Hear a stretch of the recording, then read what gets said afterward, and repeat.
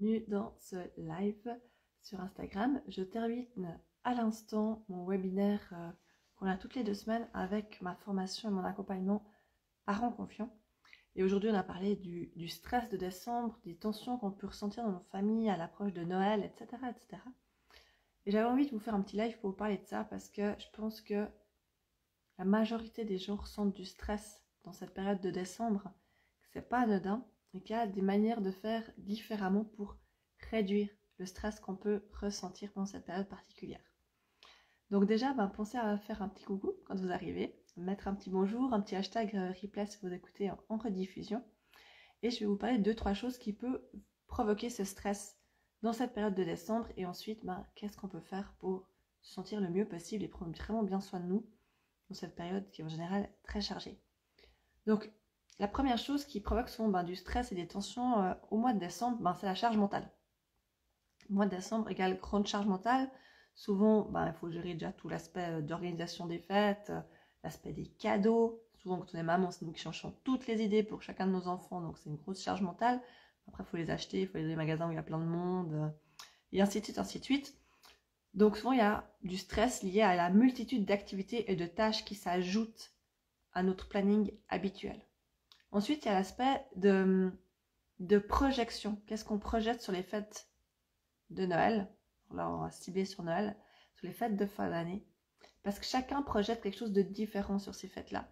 Et parfois, il y a des tensions liées aux attentes qui sont très divergentes d'un membre à l'autre de la famille. Et ça peut aussi créer des tensions chez nous. Par exemple, pour moi, je donne un exemple, je dis pour moi, mais c'est pas forcément pour moi. Pour moi, ce qui est important, c'est de passer du temps de qualité ensemble.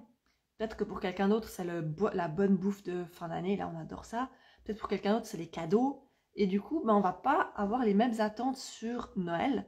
Et ça peut créer des frictions dans la famille, avec nos enfants, avec notre conjoint, ou avec les grands-parents, les oncles et tantes, etc. Ça, c'est la deuxième chose. Et la troisième chose, ça peut vraiment être les tensions relationnelles qu'on a dans la famille. On n'est pas obligé d'aimer tout le monde. Parfois, il y a des tensions avec les frères, les sœurs, les grands-parents, la belle famille. Il y a des choses qui se jouent. Et des fois, rien que de penser qu'on va devoir passer une journée avec ces gens-là, avec qui on a vraiment beaucoup de peine au niveau relationnel, on se sent déjà tendu. Donc, si je récapitule pour les nouveaux qui arrivent, n'hésitez pas à me faire un petit coucou. 3 choses qui créent du stress et des tensions dans cette période de l'Avent. La charge mentale qui augmente, clairement, dans cette période-là. Il y a les tensions au niveau relationnel entre les membres de la famille ou d'une belle famille. Et après aussi les attentes et les projections qu'on a sur les fêtes et le fait qu'on ait des valeurs, des attentes qui sont complètement différentes sur ce que c'est les fêtes de fin d'année. Et ça peut vraiment créer des tensions dans les familles. Parce que des fois, on n'est pas d'accord sur les horaires.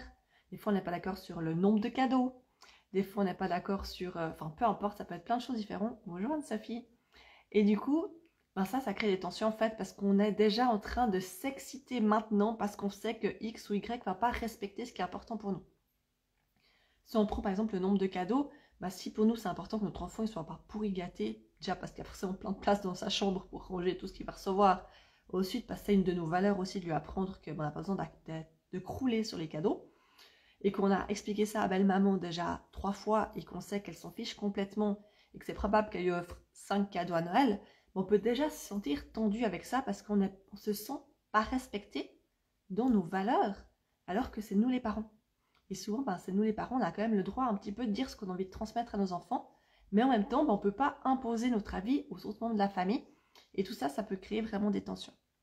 Donc, tout ça pour vous dire une chose qui est hyper importante, c'est prenez soin de vous pendant ce mois de décembre. Parce que tout ce qui est déjà là le reste de l'année ne va pas s'enlever pour laisser de la place à ces différentes choses. Ça va s'accumuler. Donc, il y a beaucoup de chances que vous arrivez à la fin de l'année sur les nerfs si vous ne prenez pas soin de vous pendant ce mois-ci. C'est hyper important. Prenez soin de vous.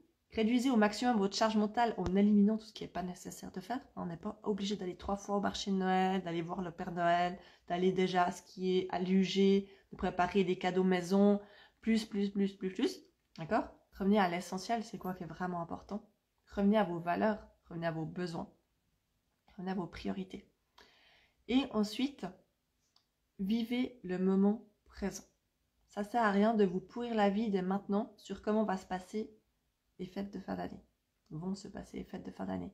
Ça sert à rien d'être déjà dans cette appréhension de est-ce que belle-maman aura respecté ce que j'ai dit ou pas.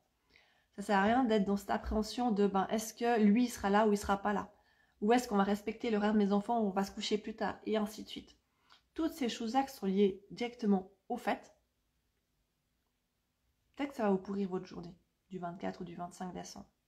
Mais il n'y a aucune raison que ça pourrisse tout votre mois de décembre. Donc, avoir de l'appréhension, des craintes, des attentes sur ce qui va se passer à Noël, ça a un impact minime sur ce qui va réellement se passer à Noël. Par contre, ça a un impact énorme sur comment vous allez choisir de vivre votre mois de décembre. Donc, ce que je parlais aujourd'hui dans le webinaire de Parents Confiants, c'était revenir à l'instant présent. Est-ce que j'ai vraiment envie de me pourrir tout mon mois de décembre parce que je suis déjà en train d'appréhender ce qui va se passer?